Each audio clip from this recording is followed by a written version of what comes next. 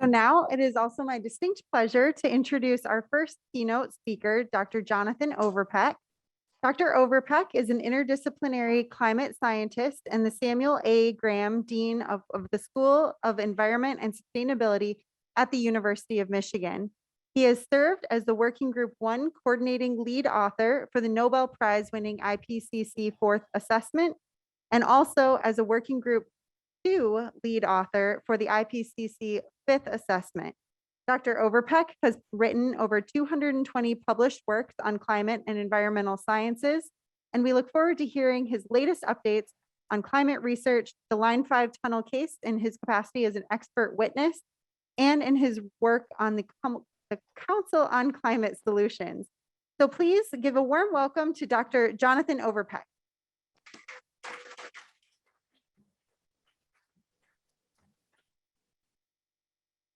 Thank you, Ashley. And I'm humbled to be here because I know we have a lot of folks in the room, probably every one of you, who's working hard to steward this earth, to fight climate change, and to fight Line 5, fight fossil fuel. So I have just a few minutes to make some comments, and I thought I would talk about a variety of things. Fortunately, some of the Line 5 work has already been mentioned. But I'm a climate scientist and I tweet a lot. What I like to do is I like to talk about how climate change is taking place, how it is affecting things we care about, and what the solutions are, both in terms of climate adaptation and mitigation, which is a fancy word for how do you stop it dead in its tracks. And I won't have time to talk about that, but I urge you to check out Twitter, not just me, but all the other climate scientists who are very active in trying to make sure everyone understands what's going on this planet at scales that really matter, the individuals, community scale, watershed scale. And but what I'll do is just mention a few things because I think it heightens the urgency. And it also allows me to comment on one thing I'm seeing a lot of on Twitter and in meetings like this that I think is really important for us all to sort of face head on. So I don't know if you've been watching what's going on in the Southwest US. I lived there for the last 30 years of my existence before moving back to Michigan 5 years ago. And I've spent a lot of time in Michigan over that period, but I was living in the Southwest, a wonderful place, wonderful people. And now they're facing an existential water crisis. It's in the news big time. It's in the big news for California, the Central Valley, where farmers are being cut off from their water supplies. In Arizona, where they're being cut off from their water supplies. You know, that's where we get our vegetables in the winter, and we get a lot of our food year round. So it's really forcing people to decide whether we're going to have water for food or we're going to have water for growing cities. Take a peek in what's going on in the Great Salt Lake right now. That's probably the scariest thing I've seen in quite a while. That lake is drying up, and with it will be a huge new source of toxic air pollution.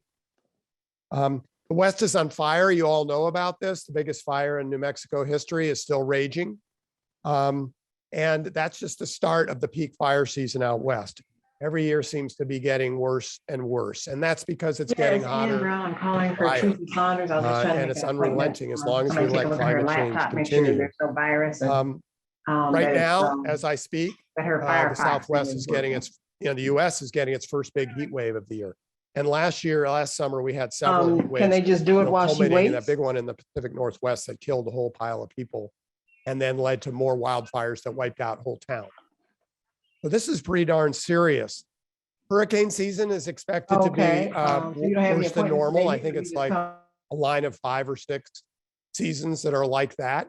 And I didn't know this until this week, but did you know that we've had more category 4 and 5 hurricanes making landfall in the United States? Those are the biggest ones in the last 5 years than we had in the last 50 years combined before that. This is because the atmosphere is warming up, the oceans are warming up, and that is what fuels these huge storms and allows them to be stronger in terms of winds, but also to rain a heck of a lot more. Okay. And lastly, I worked a lot on sea level rise earlier in my career. And it was really good to see the Intergovernmental Panel on Climate Change in the last report that just came, is coming out as we speak. The last part of that comes out in just a couple months, but most of it's out already. And what I liked about it is they finally leaned into the fact that the sea level rise we're seeing now, the one that you're seeing on TV, already dumping whole houses and things into the drink in North Carolina, that sea level rise has only been about a foot so far. But what we're doing is we're baking in many feet, at least 10, 20 feet of sea level rise over coming century, which is going to be really profound for our future generation. And once we put that in motion, there's really no way to stop it. And we're putting it in motion. So that's all the bad news I really want to talk about right now, because I just want you to be have that in mind, because that should fuel why we have to work harder. And the one point I wanted to highlight about what's in the news, I saw this on Sunday. I don't know who else reads the New York Times, but Ezra Klein wrote about this. And then yesterday, a woman, Kelsey Piper, I don't know her, and she wrote a similar one in Vox, just saying that, we got to move away from this narrative of doom and gloom. And we got to move away from this idea that this is a reason to not have children, that we're ruining the planet forever. And I think we heard some very sage words. The earth will be here in the future, no matter what we do. And we have to pay attention to who is really raising the alarm more than anyone else. It's our youth. They understand that they have a future that's in jeopardy, and we have to support them in fighting climate change and fighting fossil fuel companies, because that's what's necessary now. And it doesn't end in 2030 or in a certain number of days. It just gets worse and worse until we stop it. And that's our goal, right? Is to stop it and to pass something on to our children that's better than what our parents passed on to us. So let's cut the doom and gloom and think about what we can do, because there are a lot of reasons for hope. Hope comes, as I think you all know, and I appreciate that, and I'm humbled by it. Hope comes from action. Don't get despaired. Don't get anxiety ridden. Act, because I swear that's the best way to channel your energy that may not be good energy when you think of it in terms of doom and gloom, but it's really good energy when you're fighting, right? We all know that. And the other thing that is really important to know, and there's hope, is that, the solution, we understand what the problem is. We understand what the solutions are. This is like a disease that we totally have. All we have to do is implement the cure. And the cure is getting cheaper and cheaper. In fact, the biggest renewable sources of renewable energy, wind and solar, are already cheaper than fossil fuels.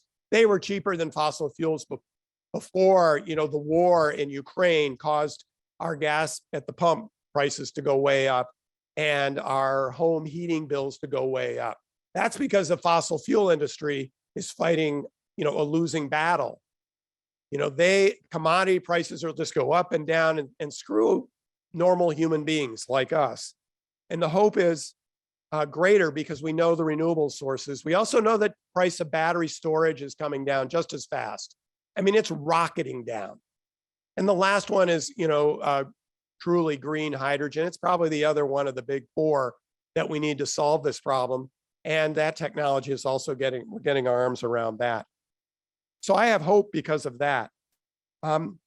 We do have climate challenges here in Michigan, and I promise not to say more bad things, but I'm going to say just a couple quickies. And that is that, things are raining a lot harder, and we're having a lot more floods, whether it's in urban areas, Southeast Michigan and Detroit, or it's on farms. We have heat waves here. We have the toxic algae blooms in our Great Lakes, which are spreading, already starting to see them in places like Lake Superior, driven by this more intense precipitation and warming of the Great Lakes. But, relatively speaking, we're better off here in Michigan than most of the rest of the country. Take it from me, because I come from one of those places that's just getting hammered. And the coasts, of course, are getting hammered. And the big reason I think we should have hope is that we have a climate action plan in Michigan. We have a good plan.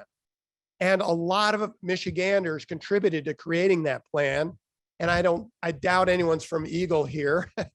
Oh, we do have some Eagle folks, great. We want to thank you for all the hard work Eagle has done to champion this plan. But the main thing is a lot of Michiganders contributed to it, and it's a good plan. And what makes it a good plan is not the fact that we're going to go carbon neutral by 2050. That's essential.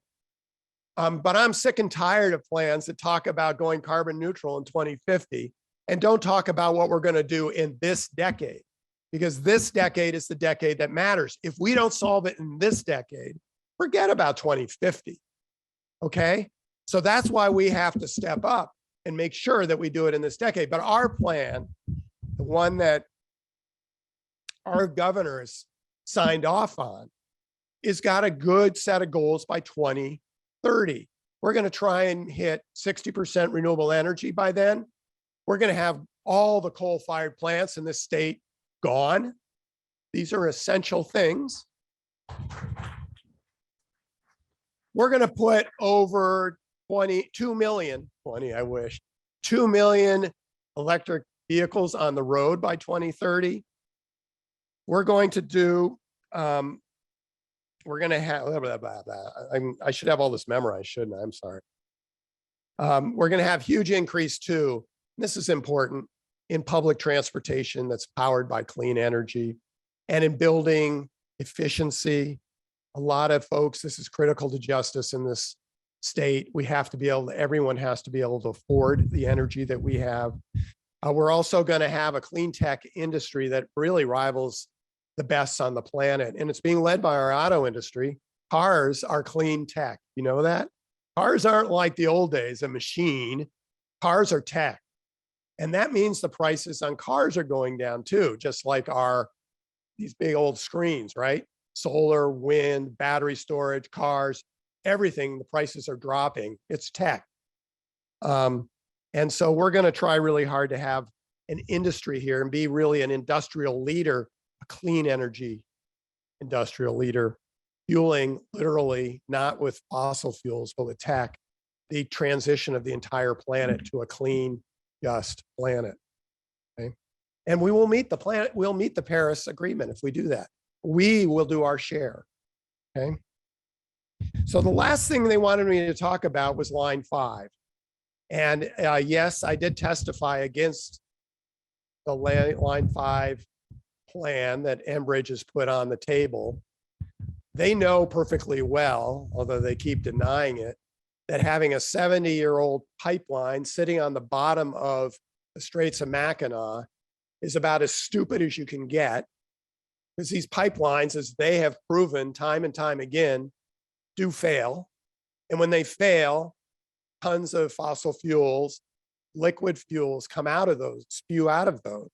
And the last thing we need in this state is that kind of pollution in Grand Traverse Bay and Lake Huron and Lake Michigan. We just can't have it. So they're proposing a tunnel underneath the floor of the Straits of Mackinac. And that's pretty darn stupid too. Why is that stupid? From a climate science point of view, it makes no sense. It won't even be done until we as a society need to pretty much be done with fossil fuels. So it's like we are planning, they want us to invest, yes, us, right? Ultimately the ones who pay, even though they say we don't, invest in a stranded asset. It's just stupid, okay? We don't need this. And from a climate point of view, even if you start thinking, oh, we gotta have fossil fuels, and we might have fossil fuels when this thing's built, of course, but the amount of fossil fuels that'll be flowing through that pipeline, as what's already been said, are equivalent to 5 to 10 coal-fired plants, spewing carbon dioxide and other pollutants into the air year in, year out. We got to say no to new fossil fuel infrastructure. Okay? And that's me talking as a climate scientist, but every one of us have our reasons. We've already heard some great ones today. So to conclude, I just want to thank everyone again, because I think it's really important that we don't do anything alone. We all work together on these things, and we're doing it for our children, but we're doing it for ourselves too. We're doing it for this great world that we value and everything in it. But I want to thank you for supporting climate action, faster climate action. We have to figure out how to go faster. We have this great plan.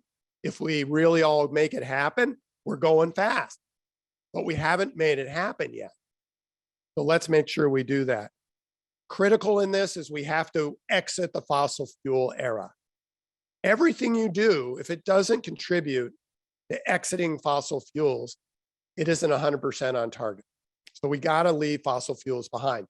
Sure, you can pay homage to them for what they've done for society in the past, but there is no place for them in the future. There's no place for them because they're unjust too. And a big part of our climate action, right, is to ensure that everyone benefits. Whether you're urban, you're rural, everyone needs to benefit. And societies, as we'll be hearing in the next talk, we have to make sure the communities and the people that were screwed by industry and our energy systems in the past get something better this time, that we restore some of the injustices of the past.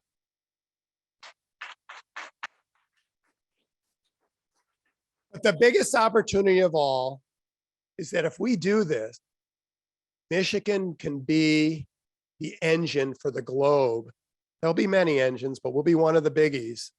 And we will have a much more robust, sustainable, and just economy in this state, well-paying jobs, and as you can see around us, a really nice quality of life. That's what we're after here. So we all will benefit, and our children will all benefit if we can. So thank you very much.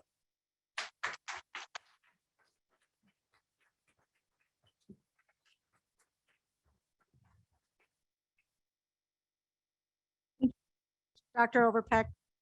And what great words, what great advice, and we're all better for it. Thank you. I do want to tell you something I forgot when I was speaking before. One of our important organizers for today, Jamie Simmons, couldn't be here today. And I wanted to mention her because she helped write a lot of the speech that I made before. And we kind of worked on it together, but she couldn't be here today, very last minute. So shout out to Jamie. Thank you so much. We love you. And now I'm very proud and honored to introduce Marnice Jackson. She's an environmental and climate justice activist, advocate, trainer, and educator from Pontiac, Michigan. Part of where I lived when I was little too. Where she's the mother of 2 children, London and Dawson. Marnice is the co-director of the Midwest Building Decarbonization Coalition, where they inspire and educate Midwesterners to end new installations of fossil fuel equipment in residential and commercial buildings by 2030, and to achieve 0 emissions from these buildings by 2050, with intentional, consistent integration of equity and labor justice across all facets of their work. Marnice holds a Bachelor of Science degree in interdisciplinary in public relations, communications, journalism, and African American studies, specialized from Eastern Michigan University in 2006, and a Master of Arts degree from Marygrove College in social justice, specializing in environmental, economic, and racial justice in 2016. Marnice is a board member of the U.S. Climate Action Network and an East Michigan Environmental Action Council, the Environmental and Climate Justice Chairperson of the NAACP Northern Oakland County Branch, Interstate and Local Social Action Chairperson for Zeta, is it Zeta Phi Beta? Thank you. Sorority. So, ooh, we'll have to talk about that one. Conflicting sororities, right? No, we're all good together. So it's my distinct pleasure to introduce Marnice Jackson.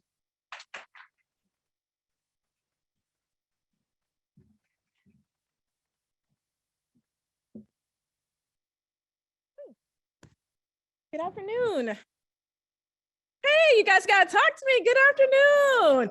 I know we got these masks on. We can't really talk, but you know, we gonna get through it. We've been doing it for quite some time now. So I'm gonna go ahead and set my timer. And I would like to say thank you so much, Mike Kent and Groundworks staff, for giving me the opportunity to speak about environmental justice, building decarbonization, carbon neutrality, and my experience on the Climate Council on Solutions. And I will give some steps on how we need to proceed as Michiganders. So just a disclaimer, I'm very participatory, engaging, so I'm gonna need you guys to help me out a little bit, all right? And then also, just a disclaimer, I am going to give the good, the bad, and the ugly, okay? So don't get scared. All right, so how many of you all have been to a Tigers game lately? All right, this year. All right, so my favorite part of the Tigers game is the wave, right? So to get this energy going in this room, I'm going to start the wave. Oh yeah, we about to do it, y'all. I'm gonna start this wave and I'm gonna go this way, and you guys gonna bring it all the way back to me. So it's gonna go this way, gonna go up the middle, go from the back and come up, okay? All right.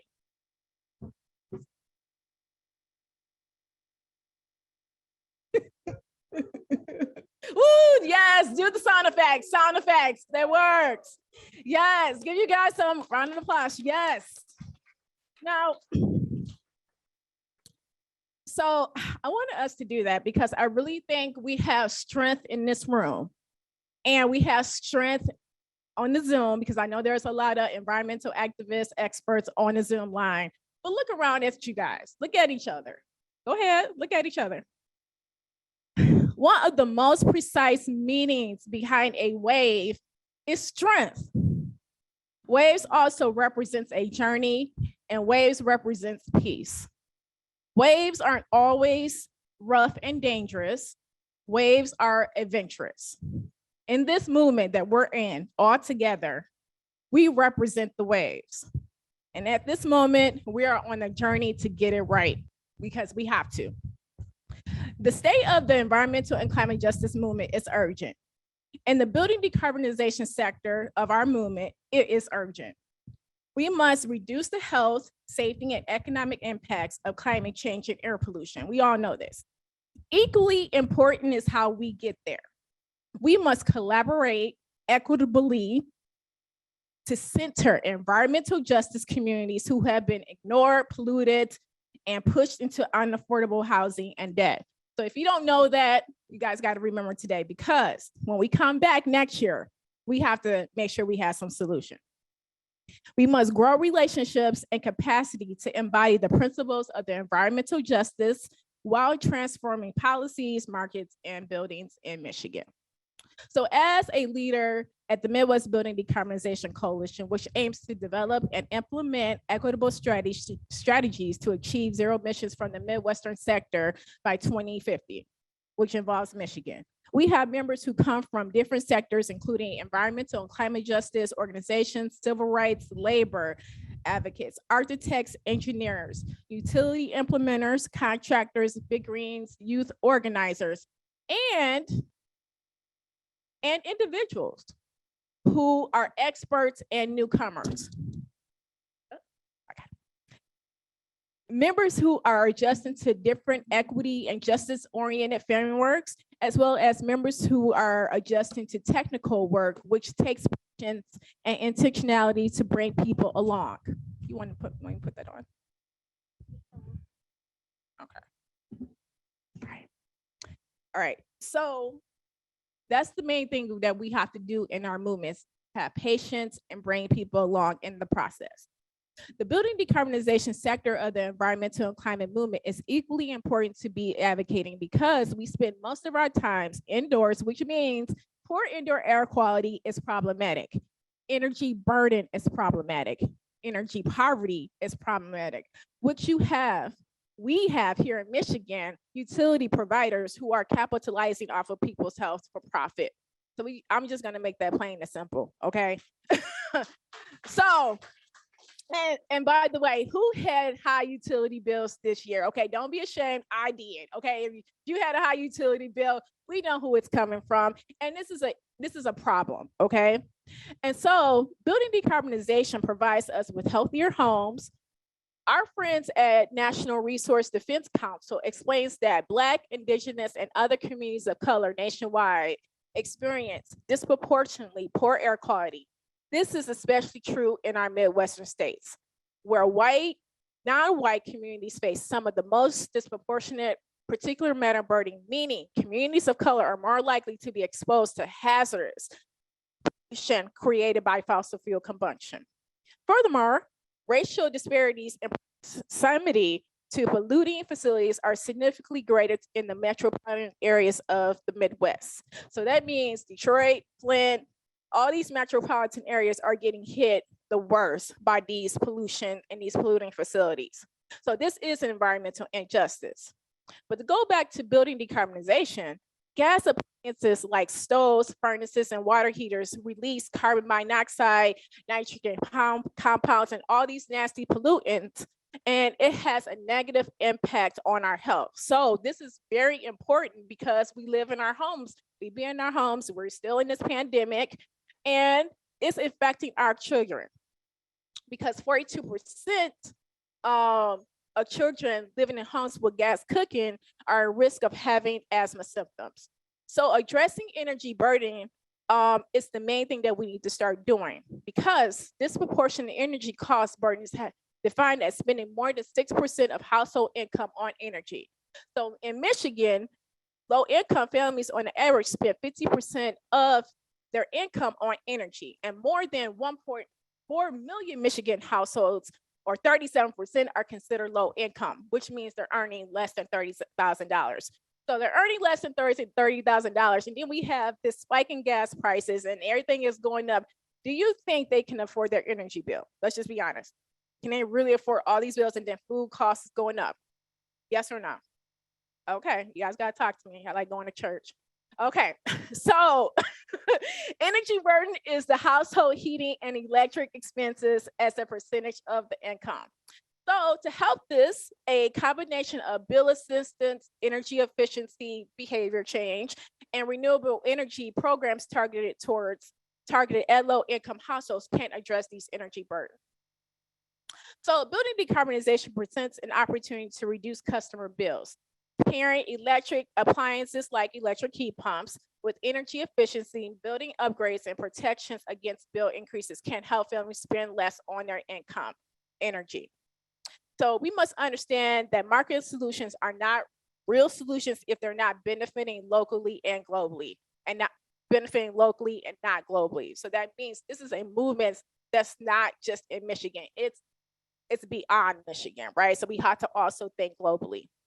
So when we think about the landscape of the United States, we must first remember that this nation was founded through the displacement of indigenous people from their land and the enslavement of Africans and African Americans who built this labor of our buildings and infrastructure.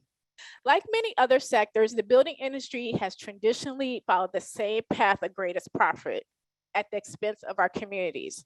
So we can't continue to do advocacy work and in this movement if we keep using the same practices that our United States of America was founded on. It's not going to work. So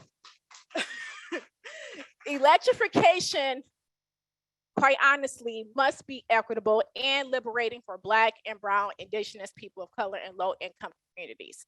We have to center these communities first and foremost, because these communities are always left behind first and they will not be able to bounce back quicker. So the implementation of building decarbonization policies and programs does not center equity. The climate crisis and decarbonization policies will continue to have these existing inequalities.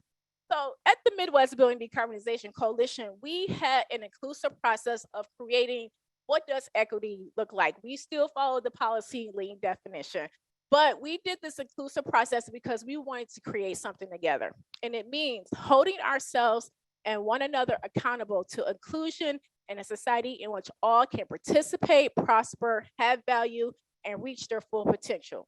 We recognize and work to dismantle injustices, systems, and barriers that prevent some from achieving this goal.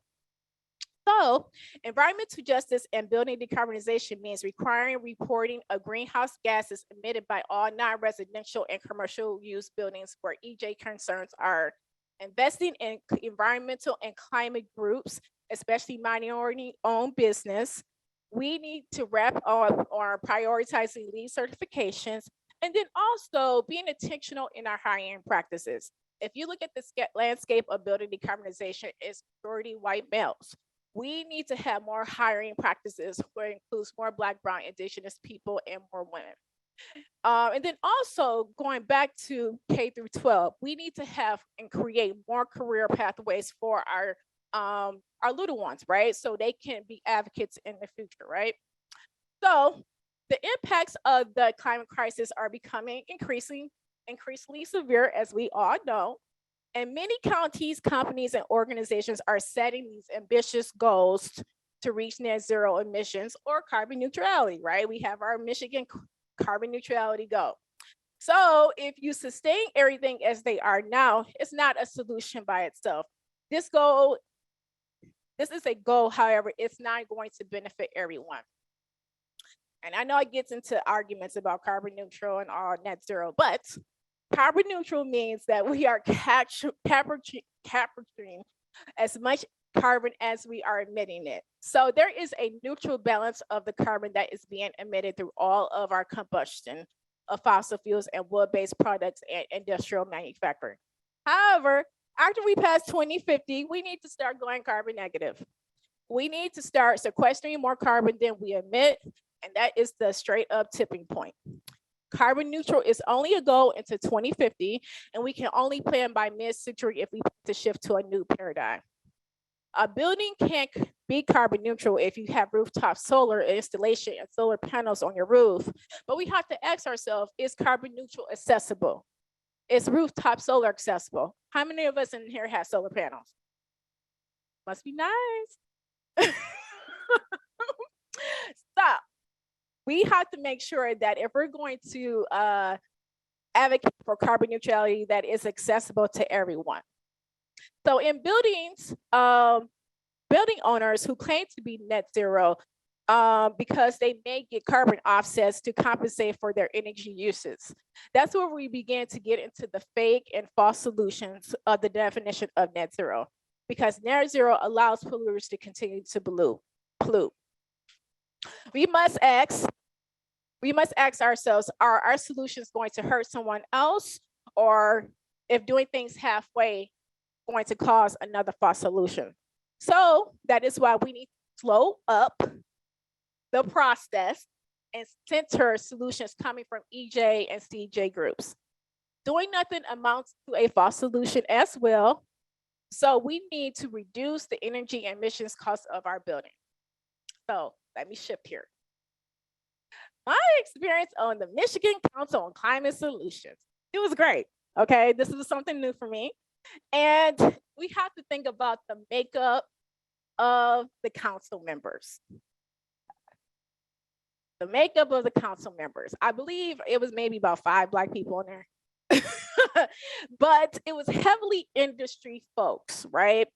And when you don't have representation across sectors and centering BIPOC communities, we're not going to be able to get to the real solutions, right? And even though I am sitting in an advisory capacity, sometimes things do not just go the way we want, right? However, it was a decent start despite our political climate.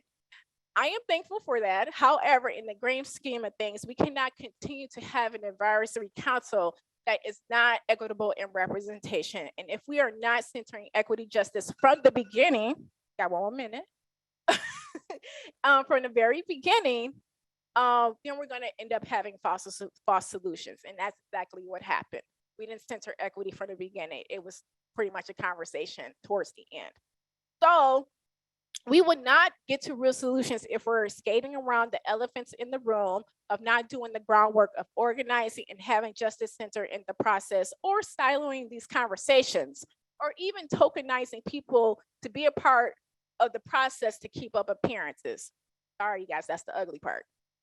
Honestly, we must stop these shenanigans because many people have expressed this too many times. And today, this is June 8th. What's today? June 8th? 9th. Thank you. We should not have, no one from an EJ community or CJ community, frontline community, Black, Brown, Indigenous people covered should not be bringing this up this time next year. We should not have to do that. And quite honestly, I don't think we will. Okay, because it's time out for all that. So the next step of the Michigan Climate Healthy Plan is the implementation of the plan, which is awesome. But we need Michigan residents to have more input and engagement in that process. And to do that, you have to eliminate the barriers and get more into your community organizing. Take a look at the HIMS principle for democratic organizing, and then also look at the foundations of the environmental justice principles. And many organizers and organizations already laid the foundation for us to do the work. But we need to assess the community needs. We need to establish community-led decision-making process. And then once we do that implementation process, we need to go ahead and go follow up with the matrix. And it's okay to start over. But then lastly, and the most important part is that if we're going to have this implementation, we need to make sure that the funding is going to be there and it's sustainable. And so to end, I want to make sure that we understand we must dismantle the systems that prevent us from excelling and performing. We must continuously to dismantle this slave economy. And I know this is hard for us because a lot of us are capitalists, right? And that's what America is built on, right? And that's our legacy. However, we have a climate catastrophe, and we also have a moral catastrophe on our hands. As we see, there's mass shootings, gas prices is about $10, food is really high, the scarcity mentality is happening, and we need to continue to work on relationship building. So just a disclaimer, I'm about to say white supremacy a lot, okay? Don't get scared, about to say it a lot though.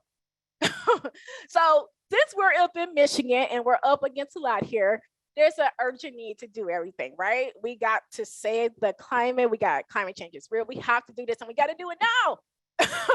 But please remember, this is a journey. One of our community norms at the Midwest BDC is to stop and witness. Take a moment and think, listen, digest everything, which means that we had to acknowledge that the sense of urgency will hurt our progress. Take a breather. Sense of urgency is a characteristic of white supremacy culture, which is a scientific concept of race to create whiteness and a hierarchy of racialized value in order to disconnect and divide white people from BIPOC people, disconnect and divide Black people, Indigenous, and other people of color from each other, disconnect white people from other white people, yes, it affects all of us, disconnect and divide all of us from the earth, the sun, the wind, the water, the stars, the animals. White supremacy culture is plaguing how we do the work. So since the sense of urgency is a part of how we do things, because we gotta, climate change is real. We got things are happening left and right. The sense of urgency makes it difficult for us to take time, be inclusive, encourage democratic and thoughtful decision-making in the long term. The sense of urgency where it results in a sacrificing potential allies for quick and high visible results. And the sacrifice usually are communities of color, so we can benefit white communities. So I'm saying we need to slow down and stop. So as I close, as I said that again, we're on a journey to get it right in our movements. And so we have to be intentional. We have to be uncomfortable, and conversations have to include action and accountability. This theoretical stuff has to stop. We need tangible outcomes. We would not be successful in our respective movements unless we center, uplift, and not steal ideas from Black BIPOC communities, but let us lead, okay? Because we are the ones who obviously have answers because we built this infrastructure, so we have the knowledge to do so. So I want everybody to lean into the power of the basics of recycling, but not recycling in your home, recycling old ideas to create something new. Reuse great ideas. Reduce and re-examine to reset and repair to reform our movement. This will lead to more respect, reform, and reconciliation. So let us continue to reconnect and get re-energized so we can have that revolution that we're looking for. Thank you.